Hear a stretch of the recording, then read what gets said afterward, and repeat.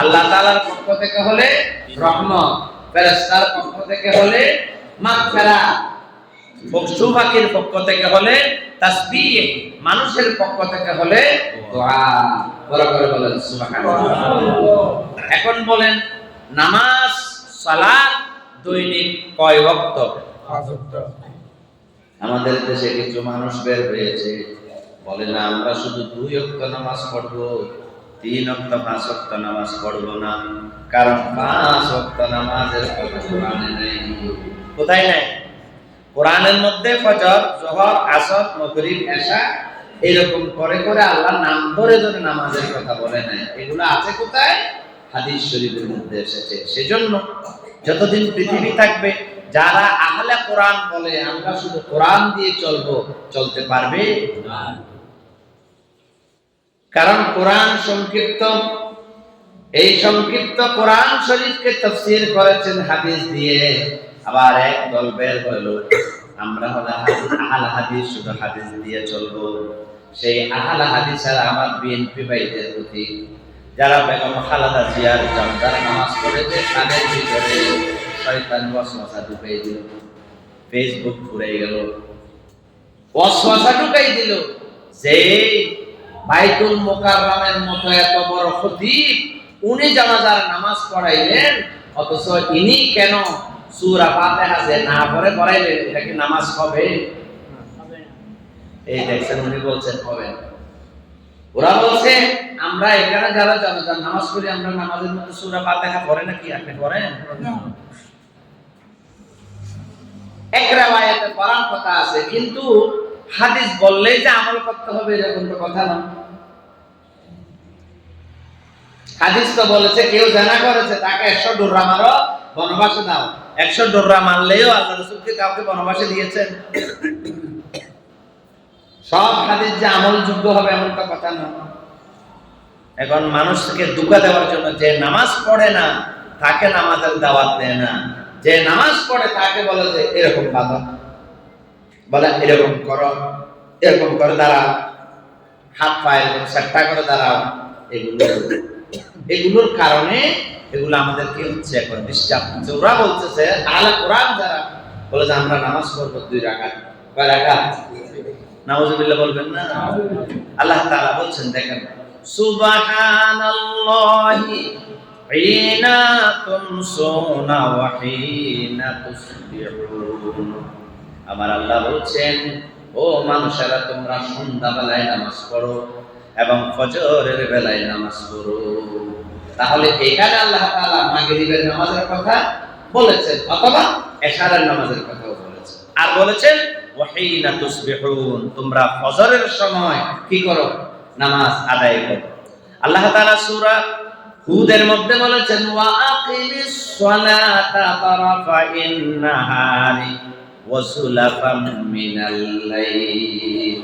আল্লাহ বলেন ওয়া আকিমিস সালাত তারাফাইন নাহার। তরফ মানে কি? তরফ শব্দের অর্থ হলো কিনারা। দিনের শুরুতে এবং শেষে নামাজ পড়ো। আবার বলেন কি বলছেন? দিনের তারাফাইন নাহার, দিনের শুরুতে এবং এই প্রান্তে আর ওই প্রান্তে কি করো?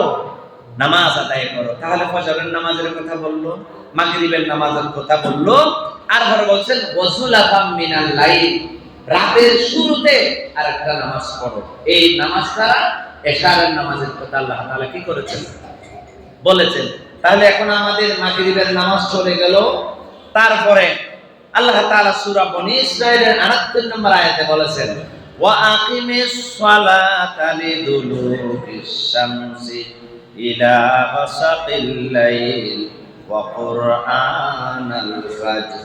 এই আয়াতের মধ্যে আল্লাহ তাআলা বলছেন সূর্য যখন একটু করে হেলে পড়বে তোমরা তখন নামাজ আদায় করো। আল্লাহ তাআলা জোহরের নামাজের কথা বলছেন। সুবহানাল্লাহ বলেন। কোরআন শরীফে আছে না নাই? খুঁজে নিতে হবে।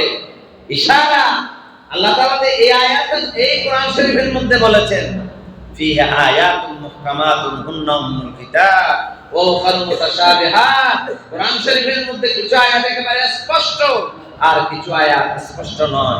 কিয়ামত পর্যন্ত এর উদ্ঘাটন মূল কথা কেউ উদ্ঘাটন করতে পারবে না। এবং আল্লাহ বলছেন উম্মুল কিতাব, এগুলাই তো কিতাবের মা। আল্লাহ তাআলা বলছেন কুল্লু কানাল বাহরু মিদাদান লিকালিমাতি রাব্বি লানাফিদাল বাহরু ক্বাবলা আন তানফাদা কালিমাতু রাব্বি ওয়ালাউ জিনা বিমিসলিহি মাদাদা। কুল্লু কানাল বাহরু মিদাদা, যদি তোমরা সাগরকে কি বানাও, কালি বানাও। সূরা কাহাফের শেষ দিকে বলেছে কুল্লু কানাল বাহরু, বাহর মানে সমুদ্রকে যদি তোমরা কি বানাও, কালি বানাও।